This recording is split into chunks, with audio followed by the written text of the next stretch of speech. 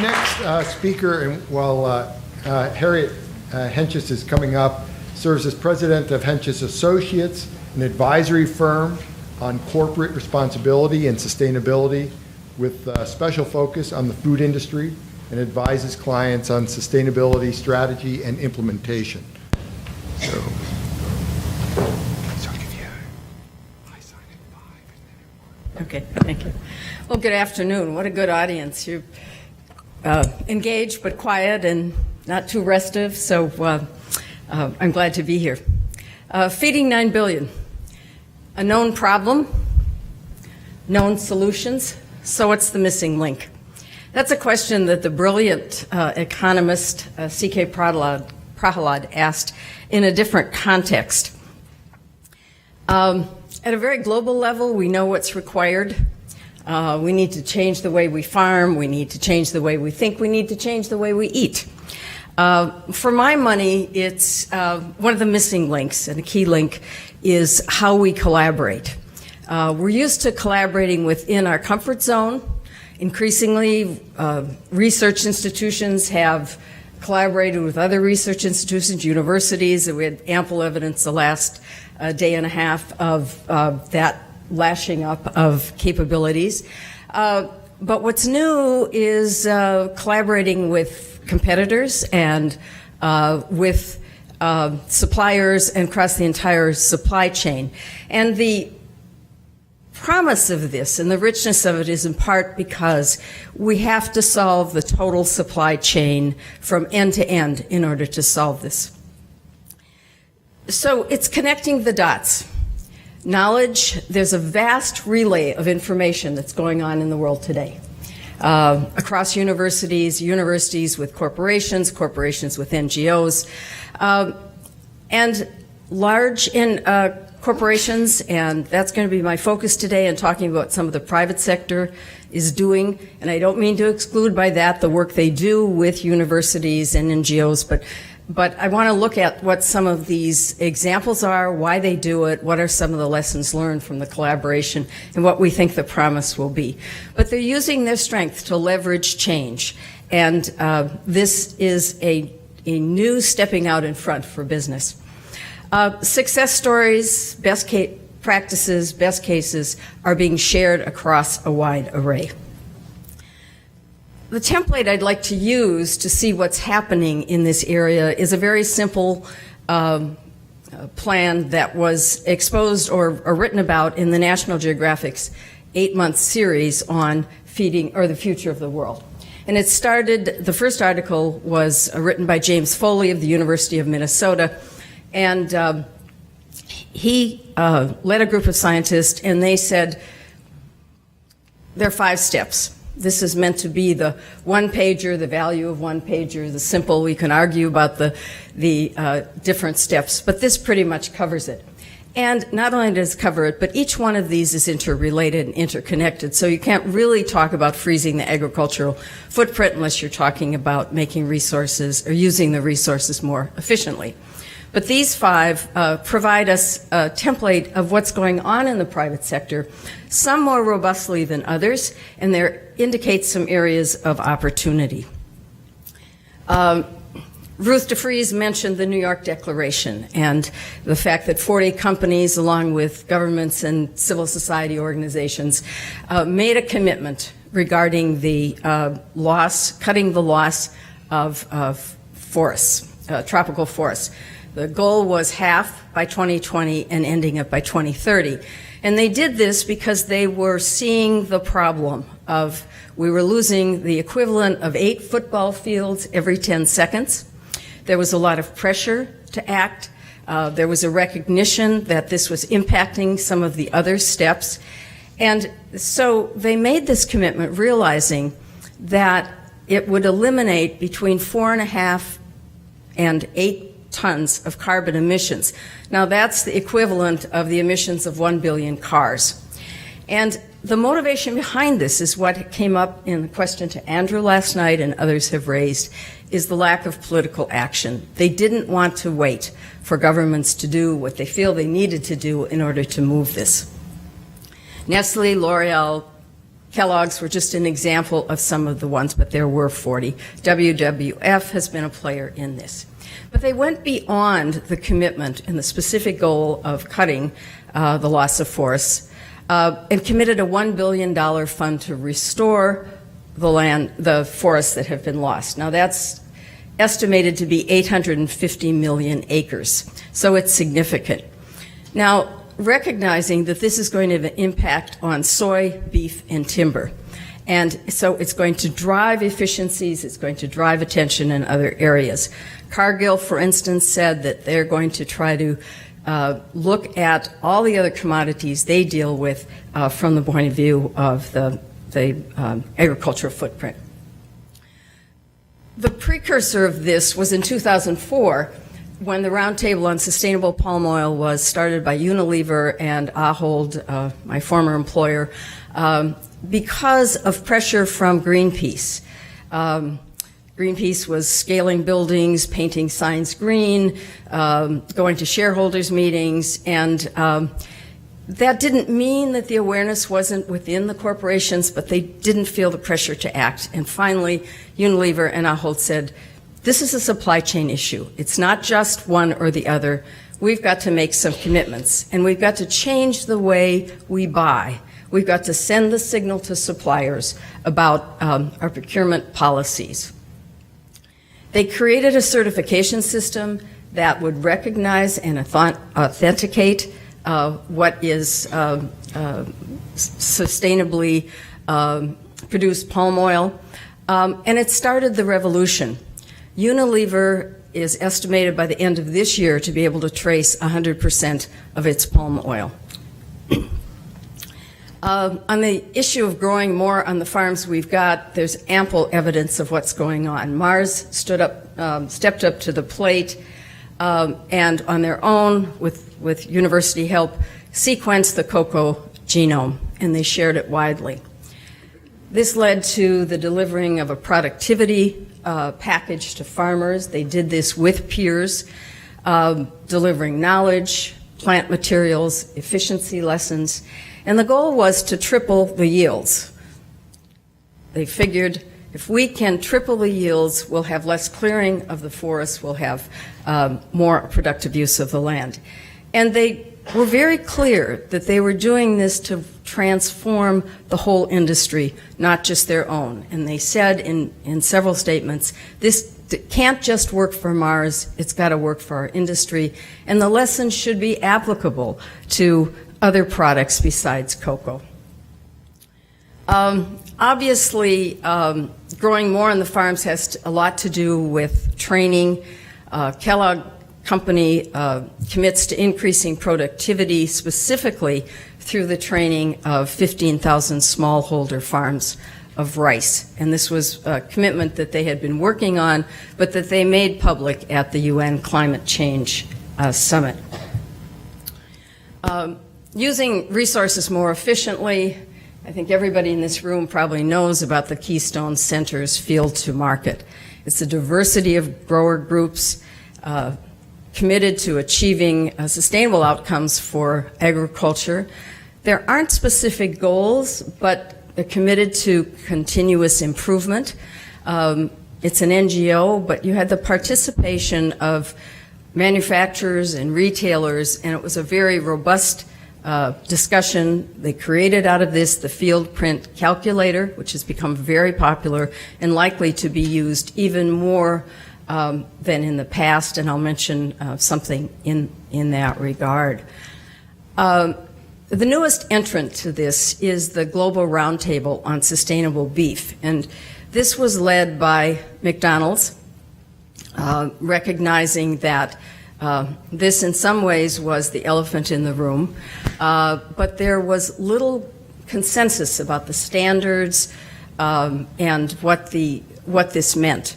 So it has begun. They were able to pull in JBS, the large Brazilian beef producer. Cargill is part of this. Again, it's more committed to definition at this stage than it is specific goals. Walmart decided to use its leverage to drive change within the supply chain. And just a word about what collaboration meant to this large organization.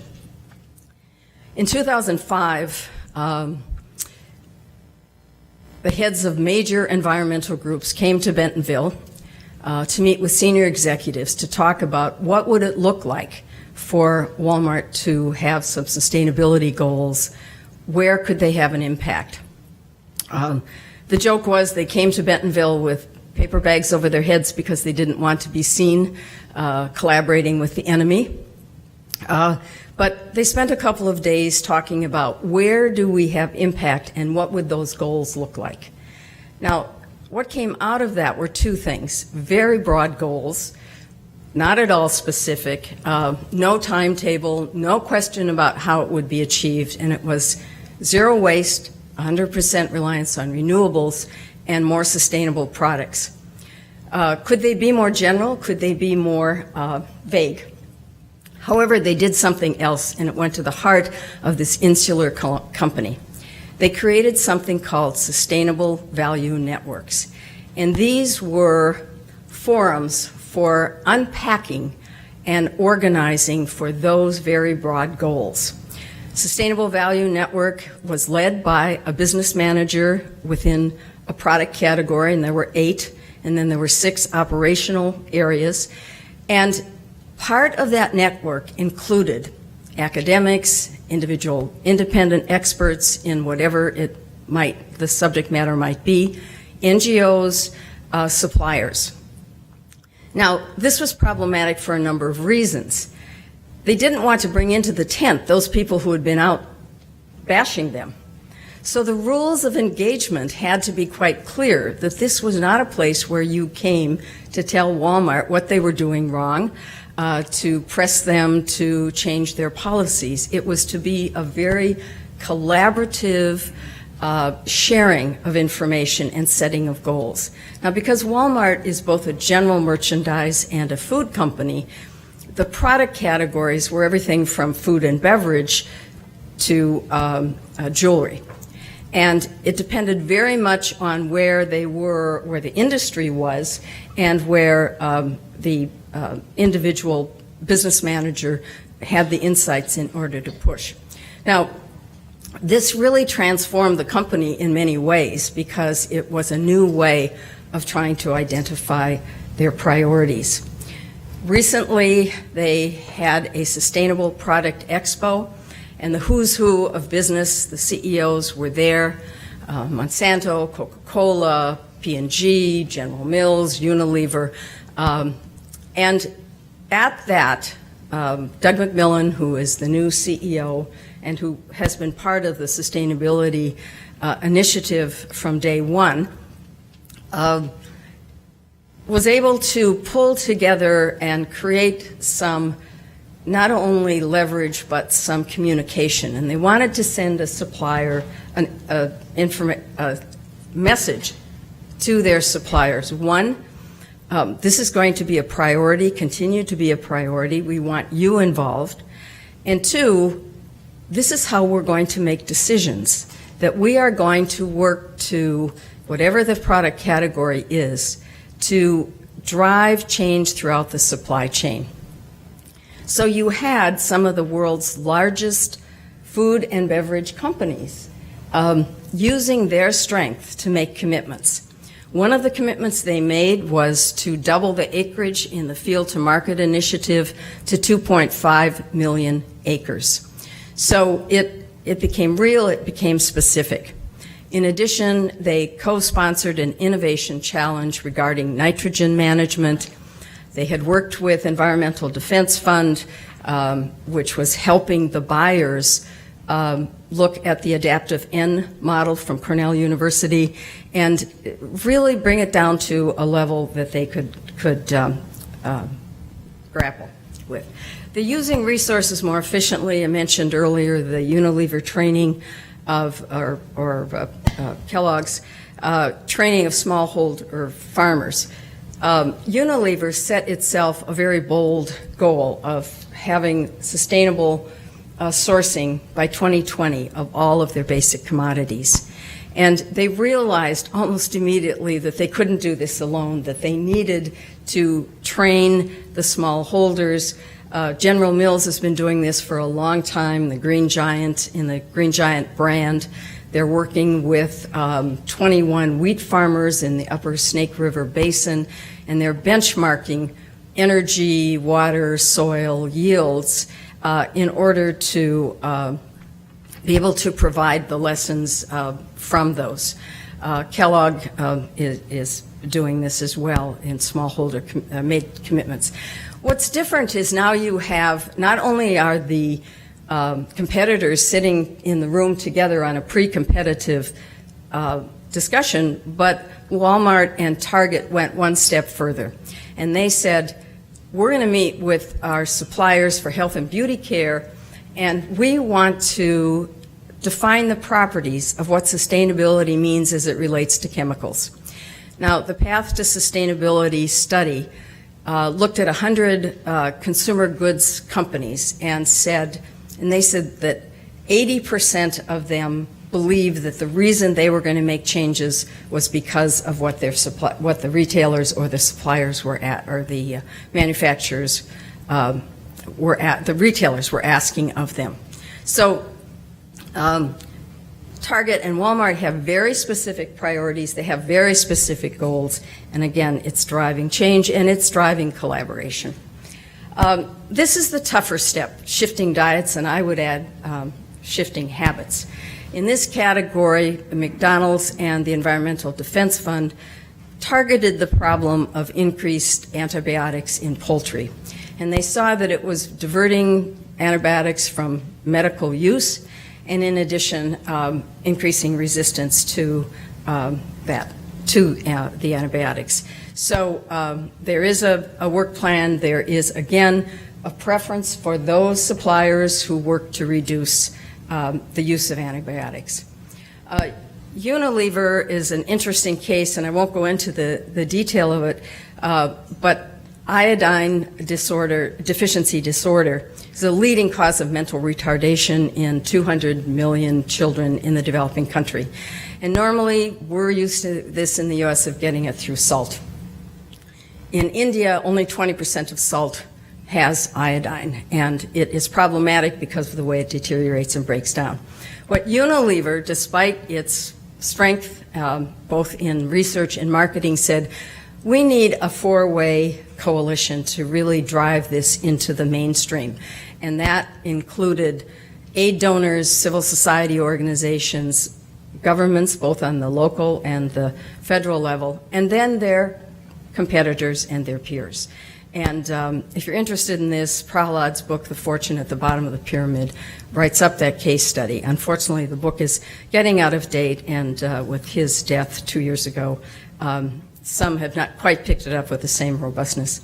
I want to mention Harvest Plus, which you may know as the group of scientists and engineers been collaborating with other research groups to address what they call the hidden hunger, and that is the absence of nutrients. It's not calories, it's nutrients. By their own admission, what they've not done is take this to the mainstream. And that is one of the lessons, that you can have the greatest research in the world, but you've got to figure out how to tie it to the users. I'll skip that one. On shifting diets, there's a lot of talk about sustainable consumption. It's one of the areas where there's little definition, little collaboration, and this is a difficult issue to get a handle on. I do want to spend a few minutes on reducing waste, because this is where there's great promise, addressing an issue where there's a lot of low-hanging fruit. And I mention it as well because it was such a significant way of organizing within the industry. You see the figures here of what's wasted. 80 billion pounds goes to landfills, and organic and food waste is the largest component in landfills. So the imperative is quite clear.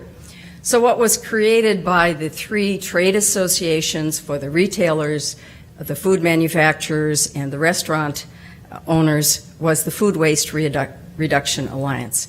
And there's some 30 people around the table. They attacked this in a very organized way.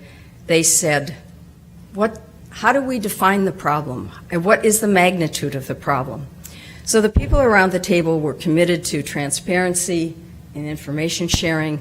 And they built on prior collaboration that had happened in sharing information on their carbon emissions and their energy initiatives. Briefly, it was to reduce the food loss that could be prevented, diverting that good food to food banks, and to that which couldn't be avoided go according to the EPA's hierarchy of how food waste to be used. I'm going to move to what I think are some of the lessons learned out of the template for collaboration. The pre-competitive space is moving, and this is good news. There's still a concern that if I sit down and I share information, I'm losing my competitive advantage. And yet this hasn't proved to be the case where it's been done successfully. You have to have players who are committed to transparency and to solutions. The players need to be the key ones, and they need to be diverse. There's a changing role for interlocutors. We mentioned Greenpeace doesn't always now scale the buildings. They actually sit down and are constructive in meetings. WWF and EDF long ago learned that. Being results-oriented is terribly important because otherwise these things become talk fests, and there is collaboration fatigue within the industry if this is not done. Basically, what the belief is that you use collective leverage to drive the chain in the supply chain. Interconnected problems require collective solutions. I think the revolution has begun, and what Andrew talked about is this yin and yang between oh my God and wow, and I think this puts me in the category of wow. The collaboration increases, it proliferates, and it has great promise, and I think we can feed the world.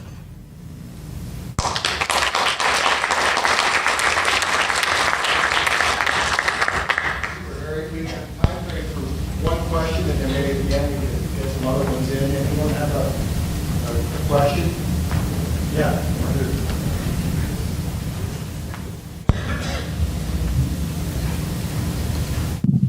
Harriet, that was just a fascinating talk. I guess just to be on the skeptical side a little bit as an economist, I guess. I'm wondering how you actually go to the results oriented, and how does one make sure that this moves towards some results and is not just we know about greenwashing and all of those things associated not only with food but more broadly with things like ISO, and there's a number of other such initiatives that firms are committing to, and yet if you look at the actual change that happens in terms of performance, it's small in many cases, and of course it's hard to measure. So here we're talking such diverse change. How does one measure it and know that actually we're moving in the right direction? Well, I think there are a couple of things. For it to happen, you really need leadership. And as you could tell, a number of the same corporations are stepping up to the bat. And they help control the agenda, and that's where the real effort needs to take place. What is the agenda? What are the objectives? But I think that the difference among some of these examples that I used is specific goals. And unless you get specific goals and specific pledges, it becomes just vague. So as good as continuous improvement is from some of these, the one I didn't get a chance to talk about, the Sustainability Consortium. There are no goals. It's a very laudatory effort. They're not an enforcer. They're not a monitor.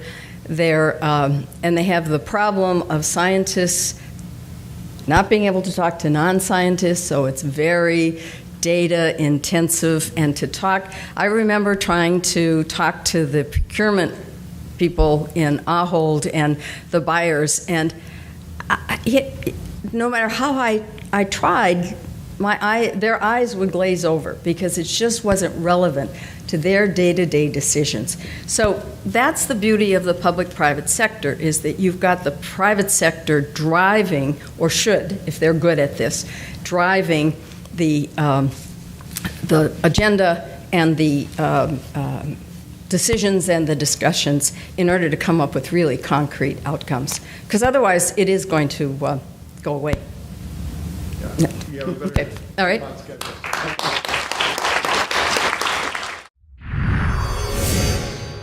Illinois.